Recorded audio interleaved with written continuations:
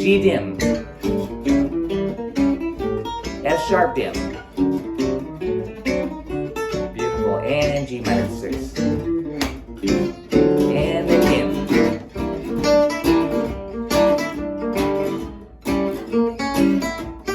Down a half step. And back. And then top, G minor 6. Diminish it. Down a half step. And resolve.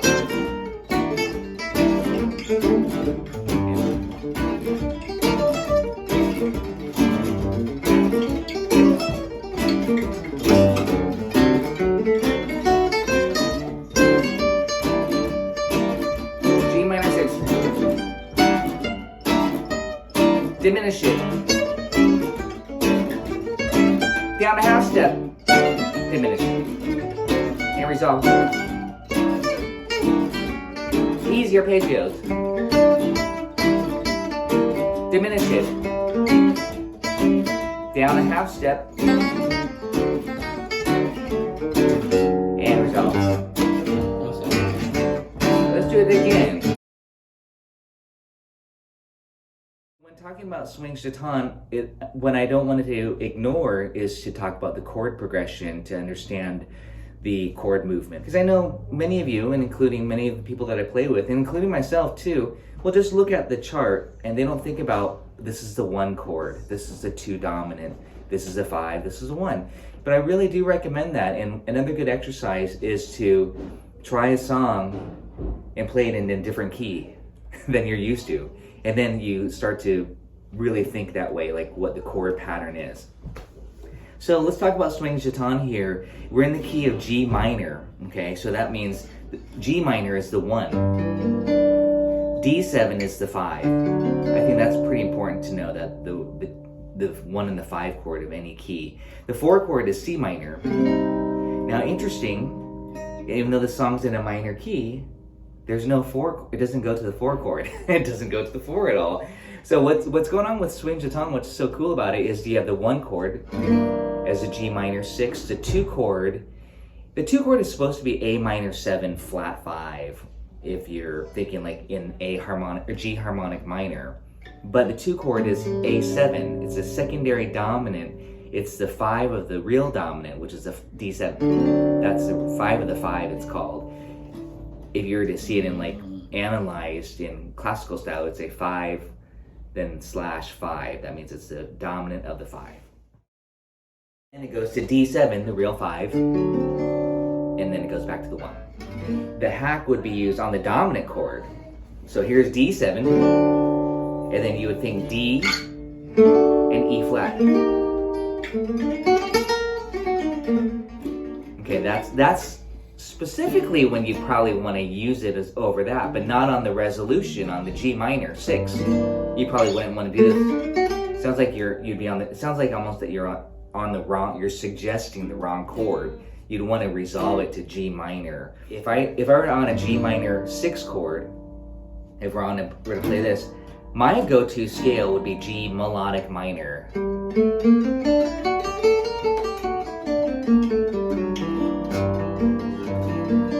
Not harmonic minor. Not that I don't like the harmonic minor, but I like the melodic minor more on the 1 chord, and then I generally use the harmonic minor on the 5 chord or the flat 6. And then on the resolution, I would resolve back to the melodic, and that has that flavor we talked about the first and second session, this and the 6. So again, that's just a quick kind of a hack, I guess you could say, on the minor chord, or just a strategy is when you see a minor chord and it's a minor 6, is to play the melodic minor scale on the root.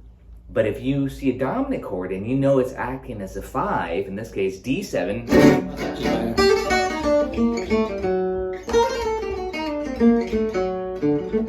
and then it resolves to G minor, and then I bust into the licks. We talk about this, all that stuff. Or and then back to the 5. Then we're thinking harmonic minor. These are again kind of some strategies, and this ties in because now at this point, I hope you worked on your diminished 7 arpeggio diagonal. And all, or today I'm going to talk a little bit more about this that I demonstrated last week. The dim 7, like that sweep picking technique. So let's go back to swing chaton here. On the 1 chord we have G minor, and I'm going to kind of go back to that etude that I passed out. G minor 6, you play G minor 6 arpeggio. And then on the A7, this is again, it's more of a strategy. On the A7, the 5 of the 5, we're just going to treat it as a diminished 7 arpeggio. It's actually more like it's going to be going to D, but we're just going to do this technique to where we just simply take what we just played, G minor 6, and make it diminish. And this is in a few of these etudes that I passed out, so you're going to want to get used to doing this. G minor 6, G dim 7. And then on the D7, the 5 chord, you go down a half step and you play F sharp dim. And then you resolve it back to G minor 6. So there's a strategy here. You have G minor 6, G dim 7, F sharp dim, G minor 6. Repeat. Well, if you're that's just the first 8 bars, but that's what I would recommend. Let's just do that for a second. And again, you can do this all over the fretboard. You can even do the easy arpeggio method like this. G minor, this is not written on the sheet now, but G minor 6, G dim, F sharp dim, G minor 6. Give it a try, Ron. G dim, F sharp dim, and G minor 6. Let's do that again. G minor 6. G dim.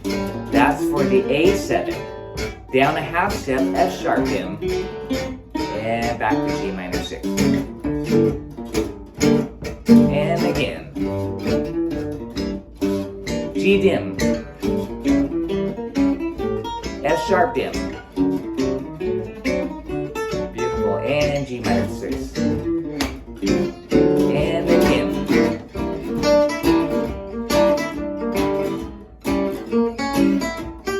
Down a half step. And back. And top. G minor 6. Diminish it. Down a half step. And resolve.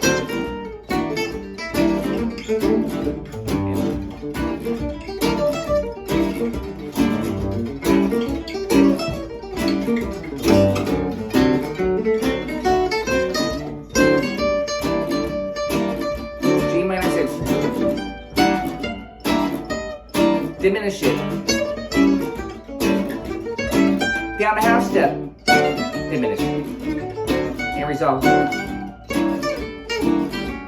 Easy arpeggios. Diminish it. Down a half step. And resolve. Let's do it again. And diminish it.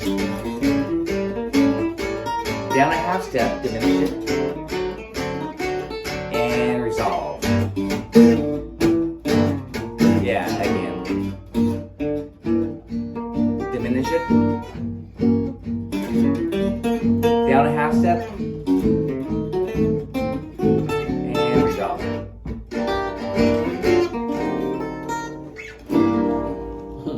So again, to me, you can really spend a lot of time. I'm talking and demonstrating here with Ron on just practicing 8 bars over and over, so you really feel creative and that you really feel like you have this strategy. It's a strategy down.